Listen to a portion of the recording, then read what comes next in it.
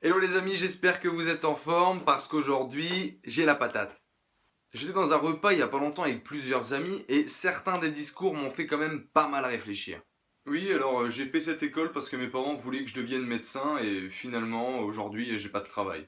Alors j'ai fait ce job parce que mes parents ont toujours voulu que je fasse ça, mais aujourd'hui, je me fais chier. Moi j'ai fait ces études parce que la conseillère d'orientation, elle m'a dit que je devais faire ça et puis après, une année passe et j'ai pris ce CDI et aujourd'hui, je suis bloqué. Je n'ai pas accepté ce job pour rester vivre avec ma petite amie et j'ai appris 3 mois après qu'elle me trompait, cette salope. Vous inquiétez pas, madame.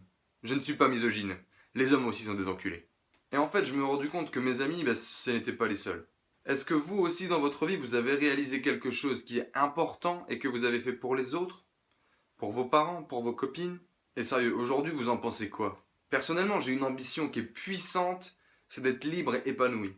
Et je me bats tous les jours pour ça. Et s'il y a quelque chose d'important aujourd'hui, c'est de réaliser des petites choses, aussi petites soient-elles, mais tous les jours pour faire avancer mes projets et me faire avancer moi. Et vous savez de quoi je suis le plus fier aujourd'hui? Allez, je vais vous raconter une petite histoire.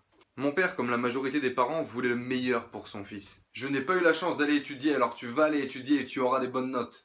Tu vas faire cette école d'ingénieur, tu vas prendre un bon travail dans une bonne société et tu auras une bonne paye. C'est ça qu'il faut que tu fasses. Raté! Donc à l'époque, le plan me paraissait bien. Je pouvais étudier l'informatique, qui avant était mon hobby numéro un. Je pouvais faire une école qui était intéressante, qui était cool, répondre aux exigences de mon père et en même temps profiter tranquillement. J'ai donc décidé de démarrer l'école et de faire gentiment ce qu'on m'avait dit de faire. Après une première année plutôt cool, bah ouais, on change complètement d'environnement, on découvre de nouvelles choses, les bars, les soirées. Puis aussi, c'est une école d'informatique, donc on jouait toute la journée sur nos ordinateurs, League of Legends, Counter-Strike, Fire in the Hole. Je vous en passe et des meilleurs. Je passe quand même en deuxième année, mais avec quelques crédits de retard. Grosso modo, mes compétences en informatique que j'avais avant d'arriver à l'école avaient épongé plus ou moins ma perte lors de cette première année. Mais la deuxième année, c'était pas la même cam. Les matières ont commencé à se multiplier, les compétences aussi, il fallait déjà avoir choisi un petit peu une branche dans laquelle on voulait s'orienter et savoir vraiment ce qu'on voulait faire plus tard. Et moi, j'en étais toujours au même stade quoi. Alors c'est là qu'a commencé le calvaire, c'est devenu une corvée de faire du réseau ou du développement. Et je n'y avais plus ma place. Et je prenais beaucoup plus mon pied à vendre des créations web que faisaient d'autres étudiants de l'école ou même de faire de l'achat-revente de matériel informatique à l'époque, que de suivre les cours. Donc là vraiment, j'étais au bout du rouleau. Mais je me dis que c'est qu'une passade et qu'il faut que je m'accroche, qu'à la fin des 5 années, il va y avoir quelque chose d'extraordinaire. Dans tous les cas, il est impossible d'arrêter aujourd'hui. On a déjà dépensé 10 000 € pour faire cette école. On reviendra jamais en arrière. Mon père avait quand même claqué son plan retraite pour pouvoir me payer ses études. J'avais plutôt pas intérêt à me foirer. Mais c'était sans compter cette troisième année, dans laquelle il fallait devenir de plus en plus technique et commencer à devenir un expert sur certaines technologies. Tous mes potes commençaient à devenir bons, très bons même dans certains domaines. Et moi j'étais toujours là, au milieu de tous. À la limite, j'arrivais à vendre 2-3 prestations de temps en temps, mais c'est tout. Et cette année-là, j'ai commencé à rencontrer plusieurs personnes qui m'ont fait ouvrir mon esprit. Et notamment une personne qui était infirmier avant, qui avait tout plaqué pour devenir réparateur et revendeur Apple hors garantie. C'était en plein boom, à l'époque Apple était encore en train de monter dans les starting blocks, et du coup son activité connaissait une croissance très forte. Pour ce mec-là, je trouvais dénicher des machines Apple, des bonnes occasions à racheter pour pouvoir les revendre. Je trouvais en fait parfois même l'offre et la demande. Et moi j'étais rémunéré du coup pour chaque affaire que je lui ramenais. C'était très intéressant surtout connaissant le parcours du mec qui avait abandonné son job d'infirmier pour pouvoir vivre de sa passion qui était Apple, la technologie en général. Son histoire m'a beaucoup inspiré. Je me suis dit que je ne pouvais plus perdre mon temps à être à l'école, à ne rien faire et à ne rien apprendre finalement. Il fallait vraiment que je devienne expert dans les domaines que je maîtrisais à peu près, qui étaient le marketing et la vente par exemple. Je savais pas, mais en tout cas son histoire m'inspirait fortement pour faire changer les choses. Le problème c'était toujours d'en parler à mon père. Merde, c'était impossible. En effet, le mec était plutôt cool en société, mais hyper fermé et aigu quand il se concerne mon éducation et l'école. Sans parler de l'argent. Bordel, il avait travaillé toute sa vie, galéré pour gagner un peu. Ça allait être compliqué. C'était littéralement impossible d'ouvrir le sujet et d'en parler calmement. S'en est suivi alors plusieurs mois dans lesquels j'allais pas en cours, uniquement en stage, et j'essayais en fait de développer mon réseau professionnel, de m'accrocher à ce que j'avais créé un petit peu autour du commerce et de développer autour de ça. Je fais des petits business à droite à gauche, ce qui vient, mais rien de concret clairement. Je n'avais plus envie de me lever le matin, je faisais semblant de me lever quand mes parents allaient travailler, puis je me recouchais ensuite. J'étais vraiment dans une mauvaise spirale, une espèce de petite dépression de jeune qui ne sait vraiment pas ce qu'il veut faire de sa vie. Je savais vraiment pas où j'allais.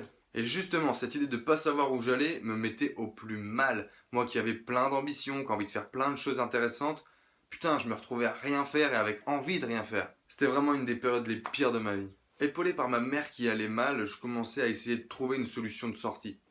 Il fallait vraiment que je trouve quelque chose pour pouvoir repartir et vraiment trouver de la motivation, trouver de l'envie dans autre chose. J'ai donc décidé de chercher une autre formation qui allait pouvoir valider en fait des acquis en commerce et en marketing. J'ai donc commencé à chercher une licence qui allait pouvoir m'accepter directement en troisième année, en validant mes 2 premières années d'école d'ingénieur, pour pouvoir passer directement en troisième année et valider une licence dans le commerce. Je vous dis pas, c'était pas mignon. Surtout que je n'allais bien évidemment pas dire à mon père qu'il fallait remettre 5 000 € pour payer une école de commerce. Je me retrouvais donc de devoir trouver une formation à la fac qui allait pouvoir accepter un petit peu ce changement et ce rôle ambigu. Boom! Coup de chance, visiblement il y a une fac à Valenciennes qui propose une formation en commerce, une licence professionnelle. J'essaye du coup d'aller voir ce qui se passe. Licence pro commerce. Ça avait l'air génial sur le papier. Le seul problème c'était la spécialité de la licence. Et oui, en fait c'était licence pro commerce. Mais en fait, c'était commercialisation des équipements et des services industriels. Vous pouvez le voir, j'ai pas trop la tronche du mec de l'industrie. Bon, je me dis que je vais essayer de baragouiner un petit peu. Finalement, j'ai fait un bac S, option sciences de l'ingénieur. J'ai fait un peu d'élec, un peu de méca. On va bien savoir se démerder. Je contacte donc directement le directeur de la formation et essaye de choper un rendez-vous pour lui parler de mon cas.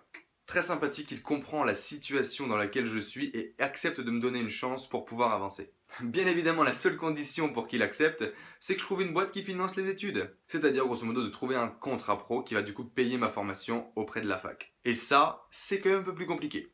Je décide donc d'en parler avec le directeur de Supinfo à l'époque à Valenciennes, Dominique, d'ailleurs si tu vois cette vidéo, je te salue. Vachement proche de ses élèves, il décide de m'accompagner et de m'aider un petit peu.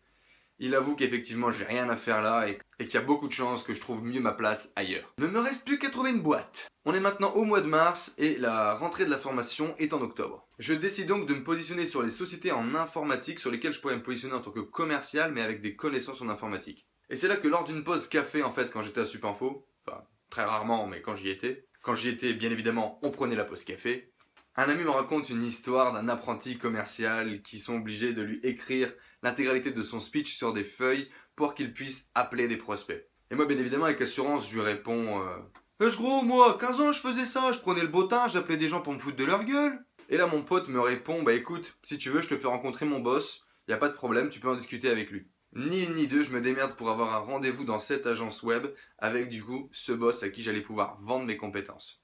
Germain, le directeur de la société, m'accueille alors quelques jours plus tard dans les bureaux de l'agence à Valenciennes. C'était tout petit et il y avait que quelques geeks derrière des ordinateurs qui faisaient des sites internet.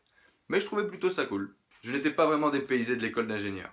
J'ai donc décidé de continuer de jouer le mec sûr de lui et de balancer à fond dans l'entretien. Je me reposais sur une expérience que j'avais eue en première année d'école dans laquelle j'avais essayé, justement dans laquelle je vendais mes sites internet en fait faits par mes autres potes. Je lui affirme du coup que facilement en quelques semaines je pouvais vendre plein de sites internet. Et je lui précise que le seul objectif que j'ai c'est de trouver un contrat pro pour l'année prochaine, faire ma licence. Et visiblement j'ai dû le faire marrer le mec, parce qu'il m'a dit ok, je te propose un stage. Mais au lieu de faire du développement web pendant mon stage, j'allais faire du développement commercial. Donc c'était plutôt cool, on avançait tout doucement dans la voie que je voulais. Au passage, si tu vois cette vidéo, merci, c'était un tournant de ma vie important et sans ça, j'en serais pas là où je suis aujourd'hui. L'avenir était alors en train de s'éclairer au fur et à mesure des semaines et je commençais peut-être à voir le bout du tunnel, c'était peut-être possible. Il ne restait plus qu'à annoncer à mon père que ces 15 000 € de plan retraite n'allaient pas servir à me faire devenir ingénieur. Je remonte alors mes manches et lui demande de venir à table pour qu'on puisse discuter tranquillement.